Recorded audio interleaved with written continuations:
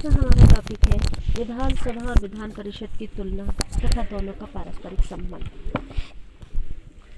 विधानसभा और विधान परिषद की तुलना तथा दोनों के पारस्परिक संबंध का अध्ययन निम्न शीर्षकों के अंतर्गत किया जा सकता है।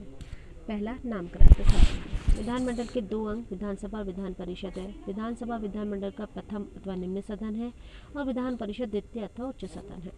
दूसरा, प्रतिनिधित्व के संदर्भ में। विधानसभा राज्य के समस्त जनता का प्रतिनिधि है। विधान परिषद कुछ विशेष वर्गों की प्रतिनिधित्व है। सदस्य संख्या के संबंध में। किसी राज्य में विधानसभा के सदस्यों की संख्या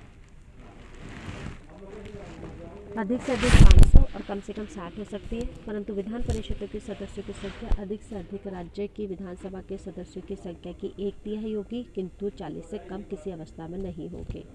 निर्वाचन के संबंध में। विधानसभा के सदस्यों का चुनाव प्रत्यक्ष रूप से और साधारण बहुमत की पद्धति के आधार पर होता है, परंतु विधान परिषद के सदस्यों का चुनाव अप्रत्यक्ष रूप से और आनुपातिक प्रतिनिधित्व तथा एकल संक्रमणीय मत प्रणाली के आधार पर होता है। कार्यकाल के संदर्भ में। साधारणतः विधानसभा का कार्यकाल 5 वर्ष होता है, यद्यपि इस अवधि में भी मुख्यमंत्री के परामर्श के राज्यपाल द्वारा इसे भंग किया जा सकता है। इसके विपरीत विधान परिषद एक स्थायी सदन है। इसके सदस्यों का कार्यकाल 6 वर्ष है। इसके 1/3 सदस्य प्रति 2 वर्ष बाद सेवानिवृत्त हो जाते हैं तथा नए सदस्य निर्वाचित हो जाते हैं। पदाधिकारियों के संबंध में।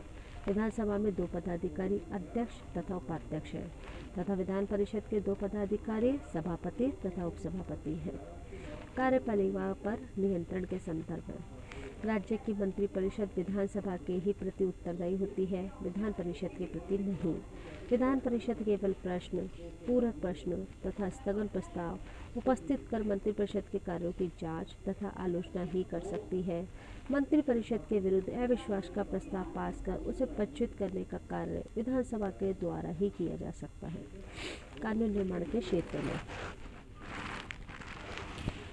यद्यपि साधारण विधेयक राज्य विधानमंडल के किसी भी सदन में प्रस्तावित किए जा सकते हैं तथा ये विधेयक दोनों सदनों से स्वीकृत होने चाहिए, परंतु यदि विधानसभा द्वारा पारित होने के पश्चात विधान परिषद उसे अस्वीकृत कर दे तो ऐसे संशोधन प्रस्तावित करे जो विधानसभा को स्वीकार्य नहीं हो या परिषद के समक्ष विधेयक रखे जाने की तिथि से 3 माह तक उसे पारित न किया जाए तो विधानसभा उस विधेयक को पुनः पारित करके विधान परिषद के पास भेजती है। यदि परिषद विधेयक को पुनः स्वीकृत कर देती है या उसमें ऐसे संशोधन करती है जो विधानसभा को स्वीकार्य नहीं होते अथवा विधेयक रखे जाने की तिथि से 1 माह तक विधेयक पारित नहीं करती तो विधेयक विधान परिषद द्वारा पारित किए जाने के बिना ही दोनों सदनों में पारित समझा जाता है। इस प्रकार विधान परिषद किसी साधारण विधेयक को केवल 4 माह तक रोक सकती है। इस प्रकार अवित्तीय विषयों पर कानून निर्माण के संबंध में भी राज्यों में विधान परिषद विधानसभा के समान नहीं वरन कम शक्तिशाली है। वित्त के क्षेत्र में। वित्त विधेयक विधानसभा में प्रस्तावित किए जा सकते हैं। विधानसभा से स्वीकृत होने पर जब कोई वित्त विधेयक परिषद को भेजा जाता है तथा परिषद 14 दिन के भीतर विधेयक संशोधनों सहित वापस कर देती है तो उन संशोधनों को स्वीकार करने या न करने का अधिकार विधानसभा को है। यदि परिषद 14 दिन के भीतर विधेयक को नहीं लौटाती तो विधेयक दोनों सदनों में पारित समझा जाता है। अनुदान की मांगों पर मतदान भी केवल विधानसभा में ही होता है। इस दृष्टि से राज्यों में विधान परिषद को वैसी स्थिति प्राप्त है जैसी स्थिति केंद्र में राज्यसभा की है।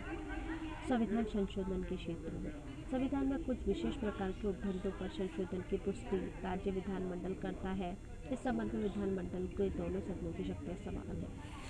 राष्ट्रपति के निर्वाचन के संबंध में।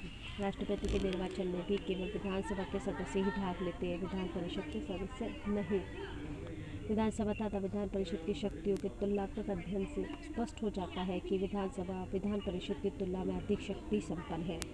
डॉक्टर MP शर्मा के शब्दों में, जो समानता का ढोंग लोकसभा और राज्यसभा के बीच है वह विधानसभा और विधान परिषद के बीच नहीं। विधानसभा का अधिक शक्तिशाली होना स्वाभाविक भी है क्योंकि विधानसभा और जनता द्वारा प्रत्यक्ष रूप से निर्वाचित है, विधान परिषद अप्रत्यक्ष रूप से निर्वाचित